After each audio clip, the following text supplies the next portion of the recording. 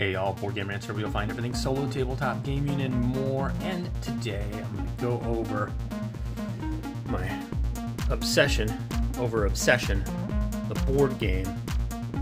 We've got all the expansions, plus the base game. Let's have a look at what it's all about, and I'll let you know what I'm thinking on the other side.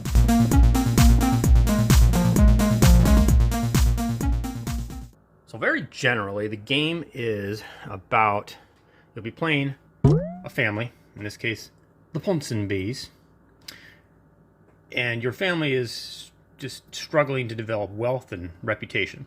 And what better way to develop that wealth and reputation than to win the hand of said very rich people, the sir or the lady here at Alderley Hall.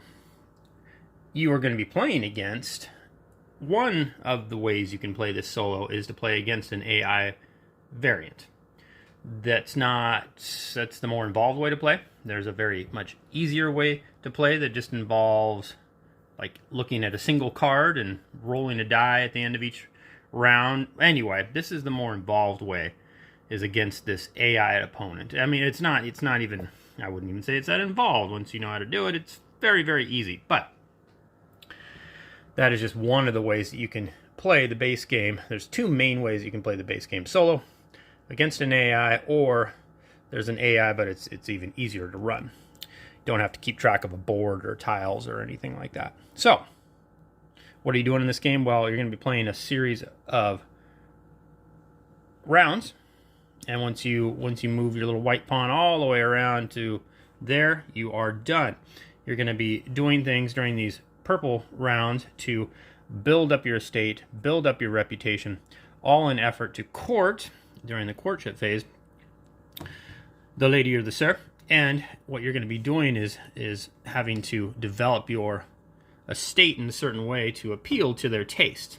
So you're going to work on your essentials. It's kind of color-coded, so you'll, at the courtship phase, and there's going to be 4 of them, 3 during the middle of the game, and then a very last one at the end of the game.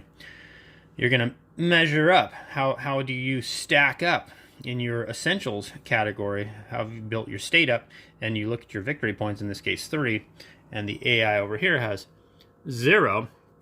But you're going to be taking, during these turns, you know, have the opportunity to go up here and buy these tiles here to develop your estate in such the way that hopefully you can win the hand of these young, good-looking, famous, rich people.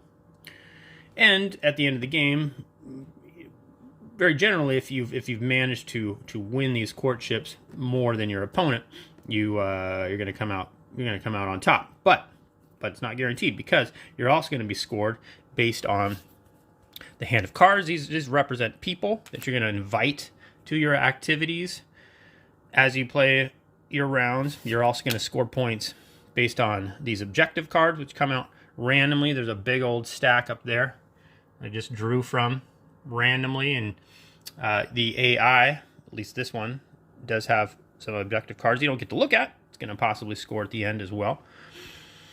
So, and then your whole estate is going to develop. You're going to be adding tiles in columns here, color-coded columns, and you're going to be adding up the victory points there.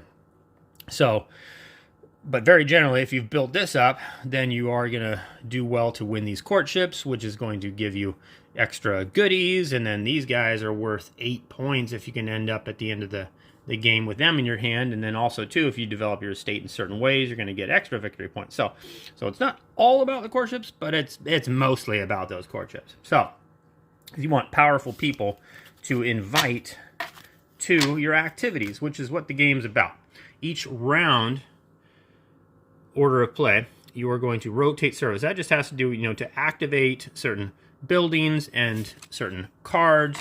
You have to have certain servants available, and so at the beginning, everybody's available. You got your footman, your butler, your housekeeper, lady's maid, and valet. They're all color coded, so you don't have to necessarily remember their names, but you will rotating service just means that, you know, as you use them, they kind of get exhausted, and then you got to move them to here, and you got to move them here, and then they're available again.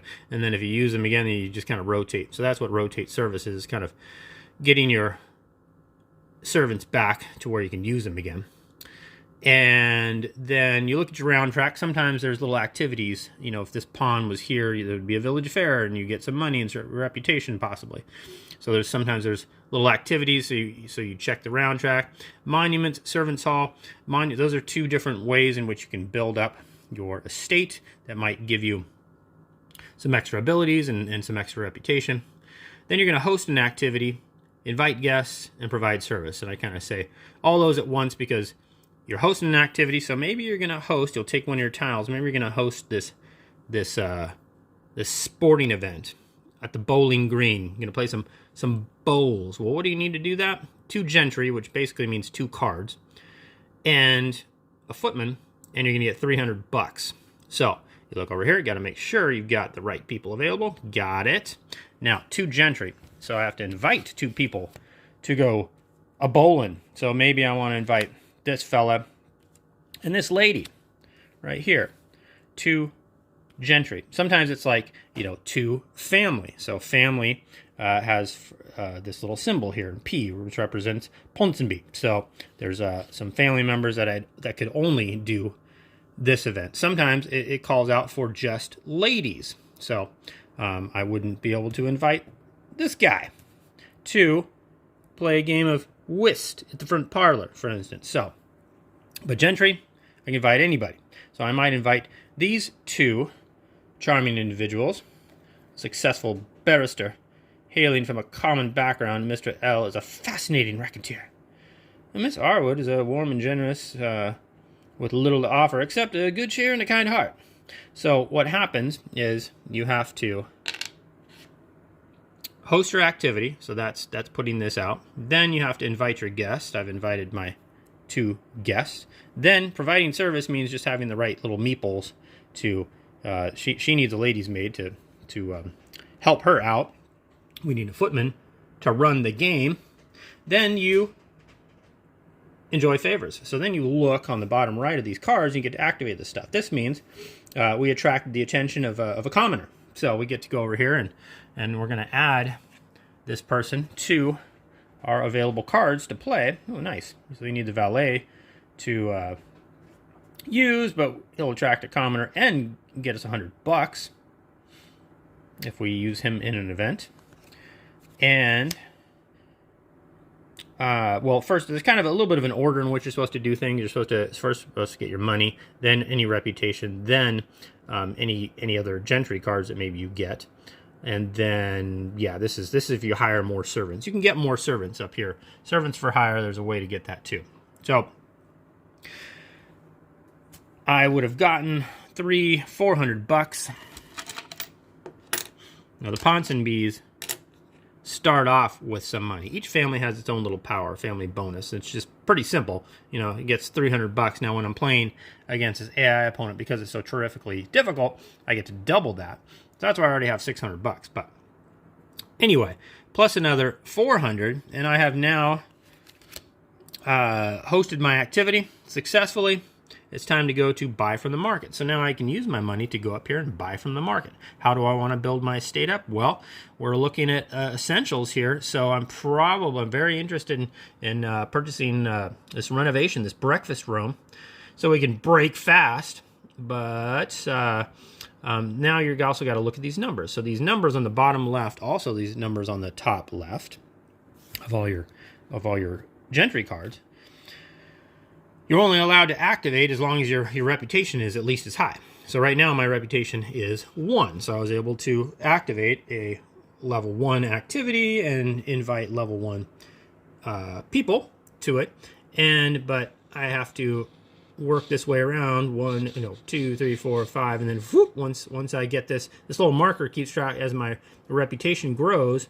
Every time it laps there, I get to go to the next level.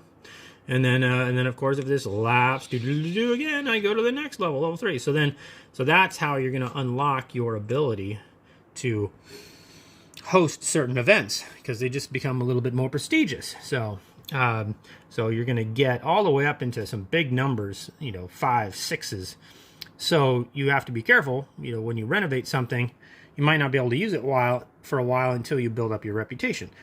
And or your guests, you might get some good guests, but they're too high level to be seen in your presence. So you must develop your reputation. So big part of this is developing reputation also, and I didn't mention, but your reputation is a big scoring part of the end game. So the higher your reputation, you score kind of exponentially more if you've got a good, solid reputation. And you do get some points for having a lot of money, but usually you want to spend your money because you only get like 1 victory point per 2 money, and that's not very much. You're much better usually off spending it out there and building up your estate. Because yeah, let's say I purchased this breakfast room right here. Well, currently it's worth $0, and I can't use it until my reputation is level 2. But buying that means that that guy ain't gonna get it, which is pretty important. So let's go ahead and spend our $400 for 5, 6. Purchasing the breakfast room. We'll just put it right there. Now you notice right now it's not worth anything, but oh, well, so yeah, let's just keep going here. So bought from the market. Now we clear the board. When you clear the board, you take all your servants, you use it, put it in an expended service. You discard your used guests, because there's kind of a big refresh, a pass action where you'll get your cards back. But then the other part of cleanup here is to take this, the activity you hosted, and flip it over. And you'll notice now, well, this little rose tells you, oh, this has been flipped over. But now it's worth 2 points. It was worth -3 victory points in my estate till I actually used it. So once I flipped it over, bingo, bango, bongo, now it's worth 2 victory points. So this is -2 until I flip it over, and this one too. And using my butler's room, it's not worth any money until I use it. Then, or not, it's not worth any victory points. But once I flip it, it'll be worth 1. Anyway, so not only do you have to get these tiles, but then you want to host the activity so that you can flip that tile. And you've only got so many rounds, and you can only do 1 activity per round. So right, you've got some thinking to do. You got to put it all together. So that said, I am done. And yeah, if I get to flip this over, it's going to be worth 2 points. It doesn't hurt me, but it doesn't help me either in my effort to court one of these guys in the essentials category. So that is my turn over. And then when you go over here, the AI is very, very, very easy. First, you just got to make sure they don't have certain tiles that give them any more reputation or anything like that. They start a little boosted up. They already have some money. They already have some reputation. They've already got a few extra servants. They're not even going to use the servants. You don't have to worry about that. And but what you'll do for the AI, and this goes even for the base, the base way to play, the easier way to play the AI is I think you would still use this card. There's another card that's a little easier. This one's a little more thoughtful, makes it a little smarter AI. Anyway, you roll this die, and you're going to look. And so 19, well, that is nice. That is a nice one. A 19 means there's no purchase. So that means AI this round doesn't get any tiles, which is pretty awesome. But it also means if no purchase, next turn, I'm going to have to deduct 2 from my roll. So if I roll another 19 next turn, it's going to be a 17. Position 5, you'd look out here. This is position 1, 2, 3, 4, 5. Well, actually, once I bought that, you would scooch this over. You'd reach into this big bag of juiciness. These tiles pop out. Let's see what we got. Got a retiring room. We already have a retiring room, so we'll put that on the top there. Well, let's see if I can find something else here. Oh. Ah, see, here we go. The Cabinet of Curiosities. 5. Gosh, you have to have a reputation of 5 to use this sucker. But look how many points it's worth. Look how much reputation it gives you. And it's worth 7 points versus 4 if you can flip it. Anyway, so that's going to go there. Now, back to this. Yeah, if next turn I rolled a 19, well, it wouldn't be no purchase. I'd subtract 2. It'd be 17. And I'd go over here and 1, 2, 3, 4, 5. Ooh, you'd get the smoking room. And it would immediately activate. Very simplified. You don't have to use, the butler, and you don't have to host any activity. You just get the tile. It gets the goodies, which is 3 reputation, and it gets flipped. So it's going to get them more points too. So quite simple. But then 1, 2, 3, the AI moves immediately up to level 2. So in reputation. Also part of AI setup, once it gets to a high enough reputation, it's going to activate the favors of these cards, and it's going to add them into its little hand of cards. And so pretty straightforward as you just roll a die and activate things, and pretty easy to keep straight. But over here, this is where I'll be doing my magic, trying to build up my estate, my reputation, my guests, all in effort to win the courtship of said sir or lady, and win the game with the most victory points at the end of the game. Quickly, that's just the base game. We got upstairs, downstairs. Upstairs, downstairs mainly introduces a bunch of tiles and cards and other stuff, but mainly introduces a whole new variety of servants that are optional, that just give you little bonuses. You got the useful man, you got the cook, all these things. If you add the cook, for instance, to one of the activities, now you can invite a little bit more prestigious guests. You could invite up to, if you were reputation 1 and you had your cook there hosting the activity, well, you're going to draw the attention of people who thought they were too good for you, but they hear you got a heck of a cook. So you could invite even level 2 or 3 guests to this, for instance. And she also gives you a little bit bump in a reputation. And then you've got the useful man, which does all sorts of stuff. And this lady, I don't even quite remember what she does. There's a great little bunch of useful aids here that allow you to look up stuff pretty quickly as you need. See, here's the one for upstairs, downstairs. Tells you all the things the useful man can do. Tells you all the things that the cook, the hall boy, the head housemaid can do. So you've got great little player aids here. Everybody's also, okay, I keep getting ahead of myself. There's just too much good stuff to talk about in this game. Anyway, so that upstairs, downstairs adds lots of variety where that is concerned. Also, tons of tiles and extra cards. You got these milestone cards, which are like end game, or during the game, you race to get 8 common people in your hand, because you've got these common people, and then you got the super prestigious people. These people tend to require a lot of reputation to play, but they give you lots of good stuff and lots of victory points too. Anyway, these milestones are the race to get 8 commoners in your hand. You get, first person gets 8 victory points in the end of the game, second person gets 4th. So anyway, milestones. You got tons more different tiles to add. These objective cards go with the expansion. So lots of fun stuff here, especially with the Wessex expansion. You got a new family. You got 6 families here to play with. I'm just playing with the Ponsonby against the York family. It doesn't really matter what the AI is playing, but lots of different families to try out. And now, my goodness, let's talk about how I feel about this game. All right, Obsession by Dan Halligan. A Dan Halligan board game.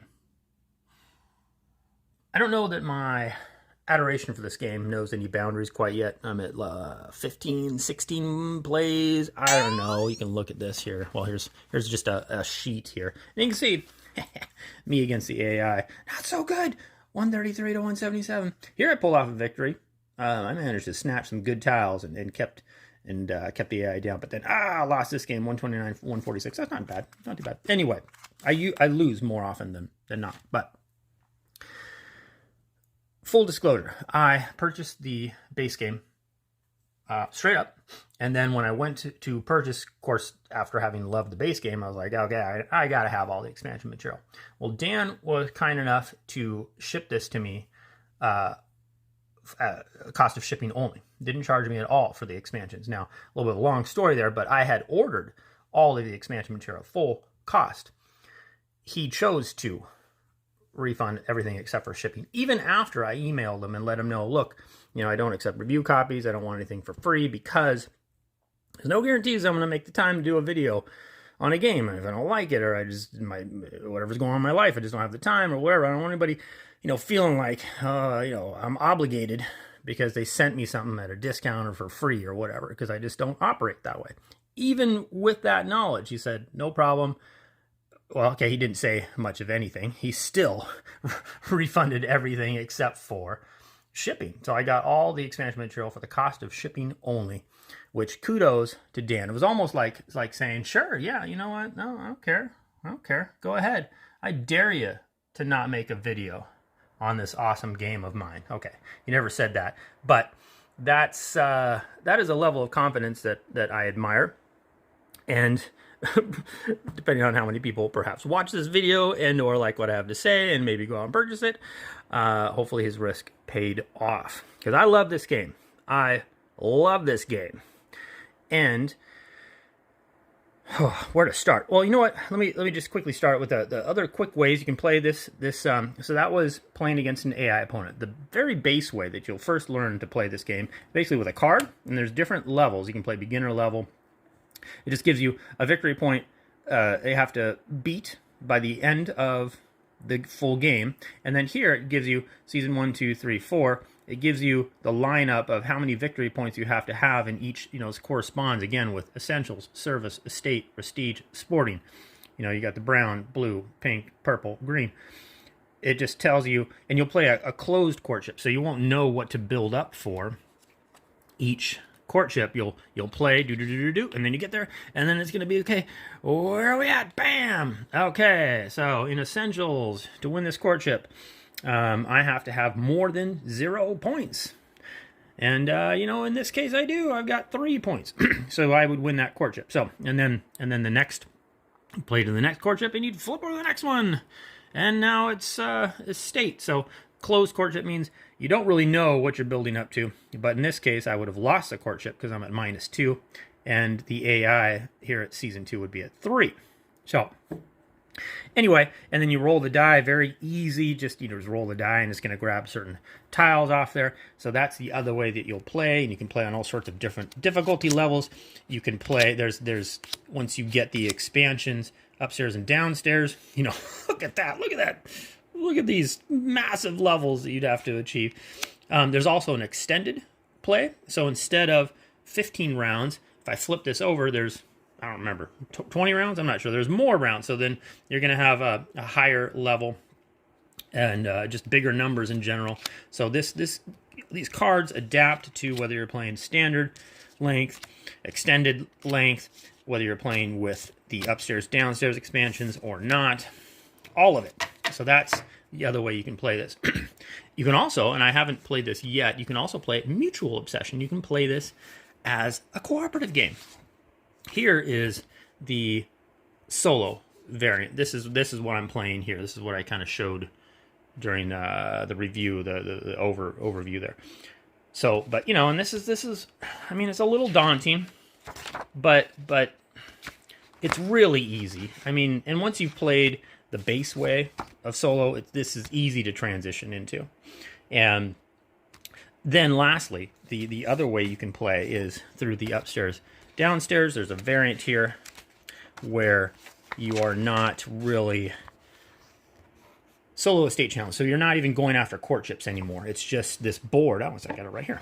It's just this board here where you're playing. You'll start and you'll play round after round after round. You'll notice there's no courtships to be had. You're just trying to build up your estate very balanced, and by the time you get to either round 12 or 15, you've got a well, you don't get to end the game until you've achieved a certain balance, like 3 in each category and some other stuff. Anyway, and then you get to see, if you've beat the scoring condition that's been laid out, 132. Now, for every round, it takes you longer to build your estate in just a certain way where you can end the game. You're going to get points deducted from your score. So this is sort of a race, if you will, to build kind of the very perfect balanced estate. So that's the solo estate challenge. So that's another way. There's a bit of a setup to that, that you gotta do. So, and you gotta take tiles out of the bag, there's a bit of a setup, but it's very straightforward to play once you get it set up. So that's the third main way that you can play this solo. All in all, setting up this game first it's going to take a good 15 minutes or so to get everything out, and then from game to game it takes you about 10 minutes because you got to undo the cards, and you got to take all the it takes, there's a bit of setup even in between games, even when you leave it set up. But so expect that between teardown, and it takes up it's going to take up a good size, all of a coffee table, really. I mean, up here I have this is all the extra goodies that you get with the expansions. Here's only if you're playing with the AI, where you need a board and all these tiles. But if you were just playing standard solo, you basically need your builder's market, this board, and then your board, and it fits on a pretty almost a darn near like 2x2, so pretty chill amount there, playing the base solo variant. The length of play when you're playing the standard game here, it's a good, well, I mean, I can bust through a game here pretty quick, and if I don't think too long and hard, half hour, 45 minutes. But if you're gonna put some effort into it, I'd say a good hour, but less than an hour. I mean, you can, if you're just cycling through, you can play and reset in about an hour, which is just a splendid amount of time for such a juicy game. And now the component value. Oh, the components are fantastic, except for, I mean, I don't really care for the money, but super thick. I mean, this cardboard is thick. The tiles are good and hefty quality here. And I do realize, as you rummage around the bag, you kind of beat up on the corners a little bit, but it's in the bag, and you can't see them, and you can't feel around like, oh, I can feel on the bottom left corner of this tile. That's what this one is. So but yeah, these tiles do take a beating as you're rummaging through these bags. It's a big bag though. This I don't even know where I got these coins from, but I just like the clunkiness and the click clack. So I use this money. I give the AI this is what came with the game here, and but everything else is just beautiful and very high quality. The second edition comes with boxes and stuff to store in. Each family has its own like storage. So like if you want to play the Wessex family, you've got all your cards and shits and everything you need, just boom, right in the box there. Very, very easy to set up. So components, the value I feel like you get for your money here, well, along with just being a splendid game, top notch. The theme, oh my gosh, the theme is magnificent, and it's not my kind of theme. It reminds me of PAX Premier, where I always. PAX Premier Second Edition, I was just not into, I'm just not into history of war and stuff like that. It's just not my thing. But the game mechanics just overwhelmed me, and I love that game. This game has that same sense. I'm not into, I don't know, I'm just not that interested in the theme, but it's just so fun to just be like, oh, okay, you got this couple that ends up going for a horse ride, and you can kind of imagine, if you've got the, the lady here, running around with the heir to your estate or something, and you can almost just tell a story in your head, and even the favors you develop, whether it's money or reputation, makes sense in just such a clear and fun thematic way that the ladies getting together and playing some cards, or is that what whist is? I think whist is card game. Or get in the main gazebo and join some afternoon tea. Any two people can do it, and then that attracts, you make the acquaintance of a very prestigious figure. So anyway, just all sorts of, there's even a whole glossary here, I think. Let me see if I can dig it out. Whole glossary, look at this thing. And it's big. That's a lot of pages right here. I'm not doing very good to fan this out. Anyway, a lot of good stuff here. A lot of good, it kind of explains like all the tiles and how they relate thematically to the game, and at the same time providing, maybe some much needed, I wouldn't say much needed, but just clarification. I've honestly not had to go through this at all. The game plays wonderfully clear. There's very few, reasons to have to go through any kind of FAQ here. All the mechanics work beautifully, and without me wondering, I wonder how this fits without, hardly any of that. There's really none of that. So that's fantastic. Theme magnificently comes through in this game, more than most, that's for sure. The rulebook, yes, the rulebook is is wonderful. It's fine. It's clear. There's a good size rule book here. Or I don't know, it's good size, like physically good size. It's not really that long. You know, going over the setup. There's the setup. And the actual play is just 1, 2, 3, 4, 5, 6, 7, 8. Oh, here's a solitaire. Here's any. So basically 8 pages. And then end game scoring. 1 page goes over how you play the solitaire. Very straightforward.